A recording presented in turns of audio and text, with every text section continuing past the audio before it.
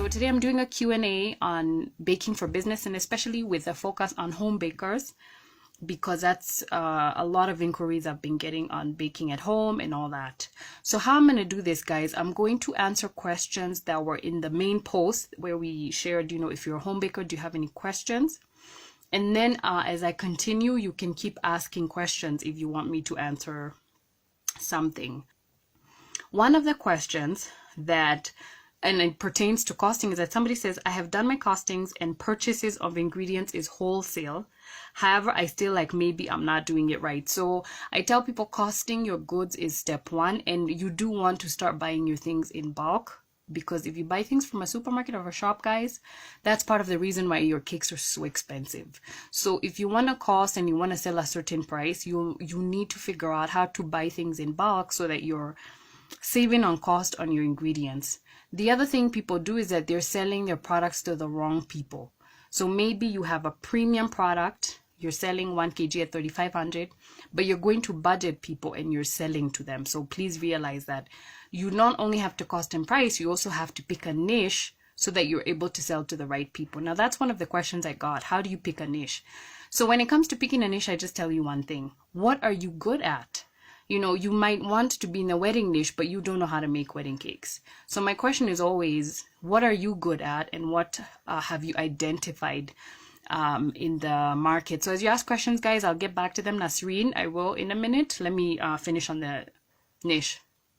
So when it comes to picking a niche, first look at the skill you have. If you don't have an advanced skill of wedding cakes, don't start taking wedding cake orders like the first month, right?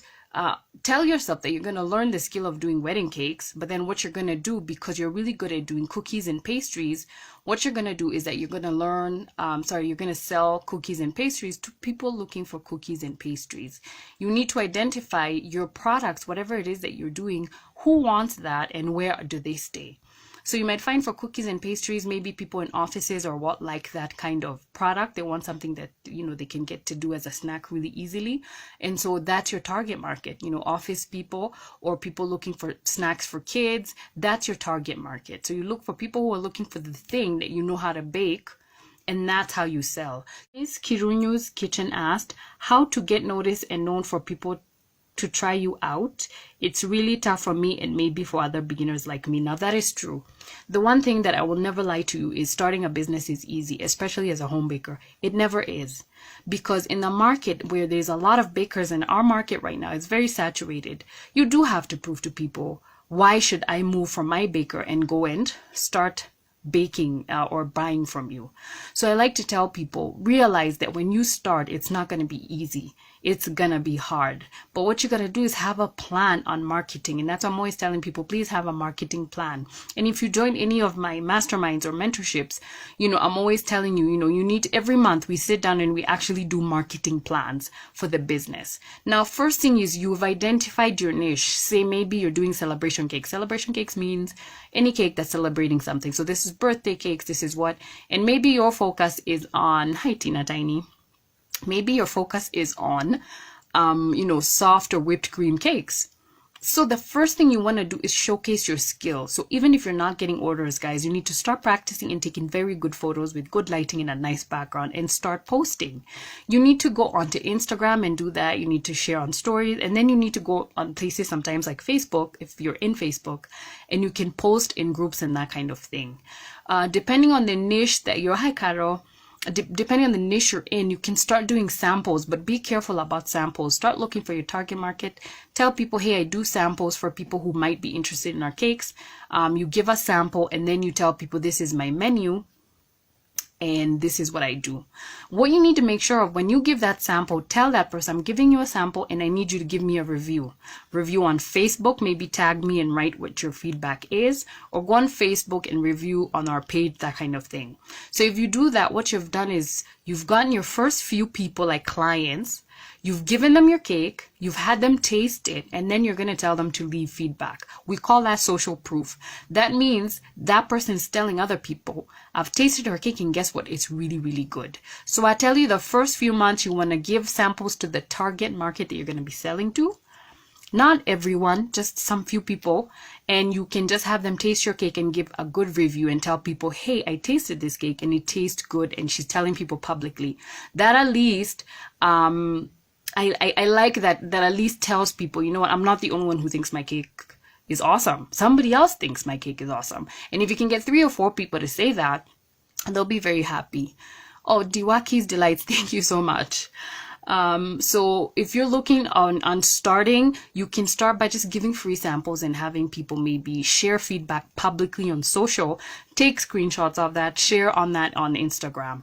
If you can do a cake tasting, I know it's a little difficult now with Corona happening, but if you can do like an estate cake tasting, that's good. But really, social proof is really nice. If you can, depending on the resources you have, you can look for, foodies who actually do reviews, food reviews. Send over your product and they're going to review this online. That'll get other people to see these things and they can start buying from you. So when you're starting, guys, just know it's not going to be the easiest thing, but that's okay because you're in it for the long haul, guys. If you're doing business, you need to be in it for the long haul. So thanks. For somebody, Ann Karaoke asked, as a home baker, can I bake and sell to, say, friends and neighbors without the legal requirements of a bakery? So, of course, as a home baker, this is a huge, huge question and a thing that I like tackling and talking about very honestly. So first and foremost, I just want to tell you the rule or law of Kenya, or let me say City Council, because that's really who checks you out. The City Council law says that, one, you should never really do business from a residential property. So just know that. Number two, there's a rule that says you cannot sell manufactured products like food from a house or a place that's adjacent to sleeping area. So you realize that is your house. So you'll notice a lot of people who are home bakers start by looking for a separate unit outside the house. Now, of course, you're going to start at home and you can sell to your friends and neighbors, but as your business grows, it becomes a little harder to, especially if you grow exponentially really quickly, people start noticing and some will realize you're baking from the house, and not everybody's always very happy with that. So what you can tell yourself as you start your business, tell yourself within 8 months or 12 months, I'm gonna switch my kitchen. So here's my options I give you. Number one, you can opt to find a shop outside somewhere, bake from the house and take your goods to the shop. It can be a pickup point or somewhere you display your cakes. So at least that's step one. That makes it more legal. So yes, you can start selling to friends, but remember, as it grows, you have to find somewhere else. The second thing you do, and this is something we did, is if you live in your own home or you have your own land, you can build a separate kitchen on the side, still in the same compound, and that could be where you do business, right? Please do note, for anybody who knows the law and all that stuff, that still the land can't be residential, right? It either has to be a commercial property or what we call a multi-purpose. So like for ours, it's a multi-purpose. If it's multi-purpose, you're okay. But just know it's a good step to first come out of the house, and maybe even it's an SQ, if you're in an estate and you have an SQ, you can use that for now as your legal business place, just out of the house. Remember, this is like a 8 month to 1 year plan that you're going to have of your business. This is if you're looking to get serious, guys. Please have that. The second thing I tell people, if you have big space and you can find a room in your house that's separate from the kitchen, please do that. Use that. But always know, guys, if you're a home baker and you're looking to grow your business commercially, you can never stay in the house. That's illegal. If you do it for a long time, and these days, KRA and the government are very vigilant and they're just kind of telling you to do things right. Please do things right or it's going to be a thing. So if anybody has any questions on that, let me know. But I just tell people, yes, you can sell from your house. Just know the rules and know how far you can go. So yes. So somebody, Joy Kuria, asked, which is the best and safe cake preservative? So I want to tell you something, guys. It's a very kind of ironic thing to call a cake preservative safe. These are chemicals, and so over time, in excess, they're not really good, but in moderation, they're fine. So if anything is being sold by like a certifiable business, like maybe Pradeep Enterprises, or people like Top Serve Limited, they stock things that are KEBS checked. So if you go to a cake supply shop or a food additives place like Pradeep Enterprises, those chemicals they're selling are safe. Now what I tell you is don't buy unprinted or a package that has no printing on it. That's why a lot of the times, like with the preservatives, I tell you to go to places like TopServe or Pradeep Enterprises, because they manufacture the preservative themselves and they write the instructions. All preservatives are different, guys. There's one that's used for bread. There's one called calcium propionate. And there's different variations of that. There's another one for cake sorbate or Sorbex. So what you want to do is you want to go buy from a merchant and make sure they have written how much grams to use for what amount of flour. Because if you use too much preservative for an amount of flour, you can be poisoning people. So we don't particularly use preservatives. We don't really believe in that. So if you want to know about cake preservatives, go to the manufacturers and they'll tell you how to use them, and then they'll be safe. It's unsafe when you use too much preservative, more than you're supposed to, and that's harmful to people. So just use it as it's written on the package. Don't buy a package that has no instructions.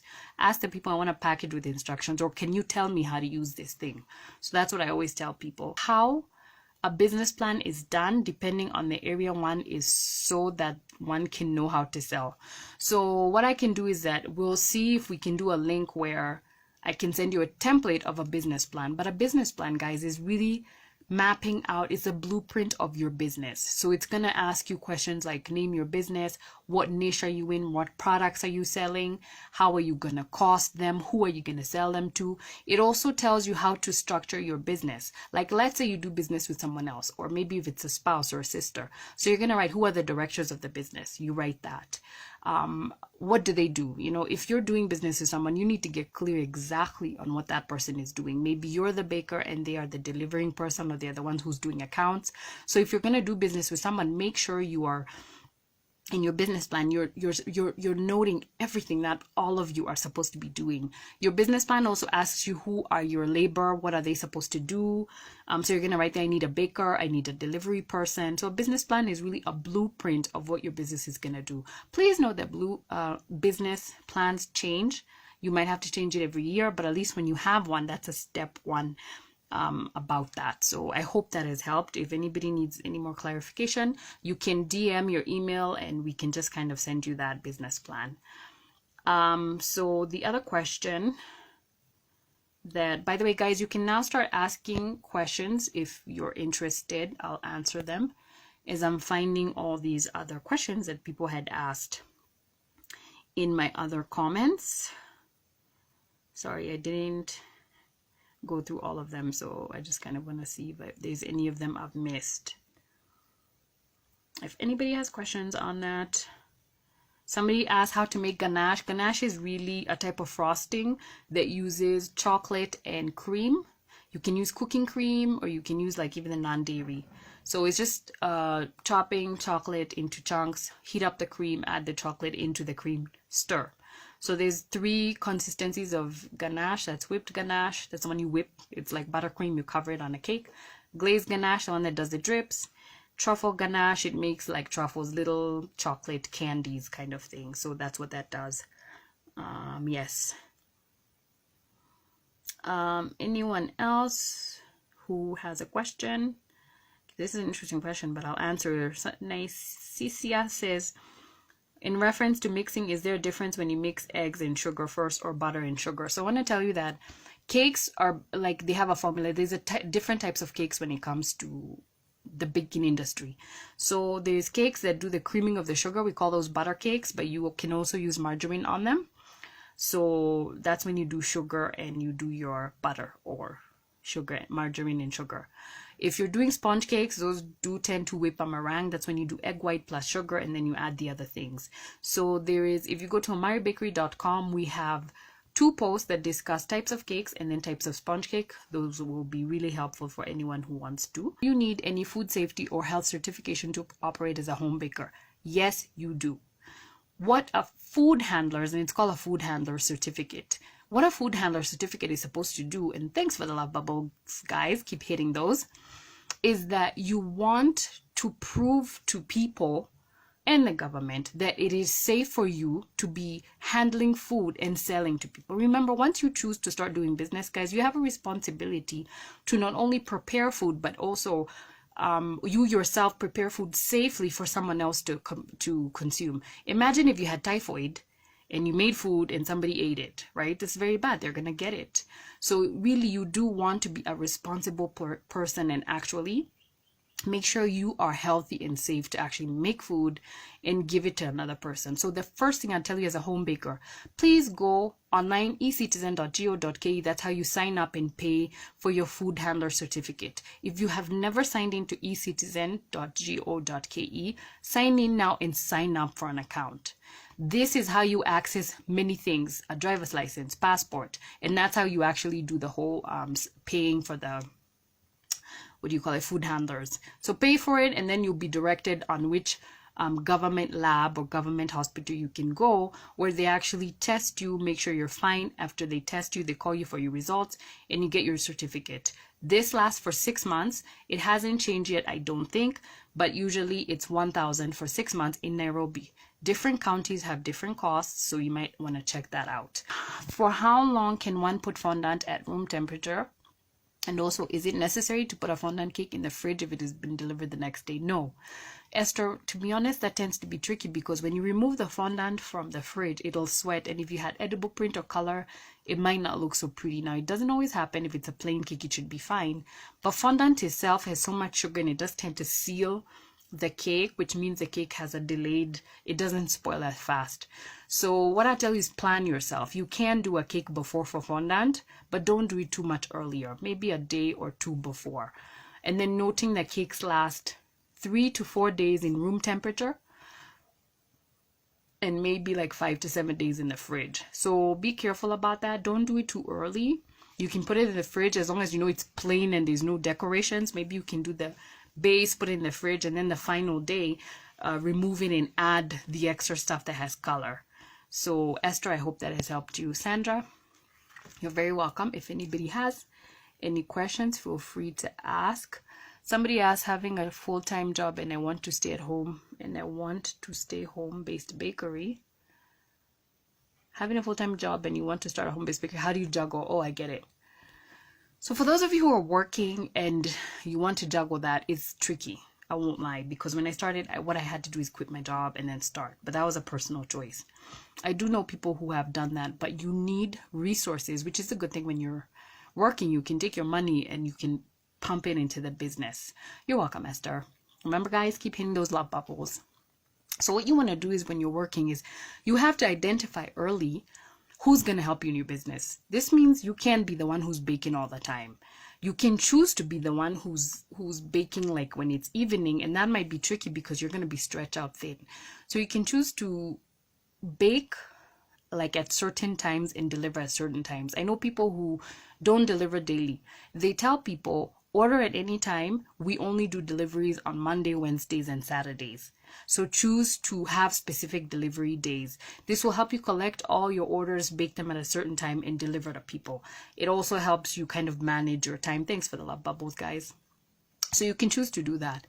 The second thing I always advocate is having systems. This means training a baker to start assisting you. And I know people have started just having the baker bake, and then when you come home from work, you just decorate the cake yourself and deliver the next day. But when I say systems, this means you need like a person who delivers for you. So you're not at work and trying to figure out how to deliver your cake. You've your cake ready, the delivery guy comes, picks it in the morning, you go to work, they go deliver your cake. So having systems in place is what actually really helps you. As I'm going to slowly wind up this session. And thank you so much, guys, for the questions. I love helping. What I want to end by telling you guys, I'll share this on the story in a little bit, is that we're actually doing an online mentorship program. This coming from the demand because not everybody was able to join our physical one that we started in January. Thanks for the love bubbles, guys. I appreciate it. And so what happened is that I've decided to do an online one, and I'm the one who does the business masterminds myself. So it's Feb, March, and April. It's actually going to be 5,000, but anybody who signs up before 24th, this is the end of this week, it's going to be 4,000 shillings. All we need you to do is sign up in a Google form just to make sure you're the right fit, make your payment, and it's going to be run between Facebook and Zoom. You will get all those details. So if you're interested, you can DM and I will send you the link for the form, or whoever's on there will just kind of send it to you. and you can see if the reason why I say this, business sometimes needs you to go with somebody who can help you hand in hand. And sometimes I cannot give you this information on a live that's going to be enough, because it's not enough. So I want to see if, maybe I can help you out within 3 months, so that I can be able to at least, see what you're doing and advise what you need to do, so that you're able to be running your business successfully in a way that you're making money. So if you're interested in that, check our stories in a few minutes. I'll be sharing that, or DM and I'll send you the link on doing that. Thanks for the love bubble, guys. I love you guys. You're awesome. I hope I have given you value today. And you're very welcome, everybody. Very, very, very welcome. Thank you so much. God bless you too, guys. I will keep doing this lives every month. We'll do one that's technical, and we'll be doing one that's business. And I hope that you're able to get a lot of value from this. So guys, thank you so much. For anybody who's in a Mari online community, you can join. I will go live there in a bit, in a similar topic. But thank you so much for joining. I'll be saving this live at least, so you guys can refer to it next time. And like I said, DM if you're interested in the mentorship. Guys, have an awesome afternoon. Thank you so much for hanging with me. I love you so much. Bye.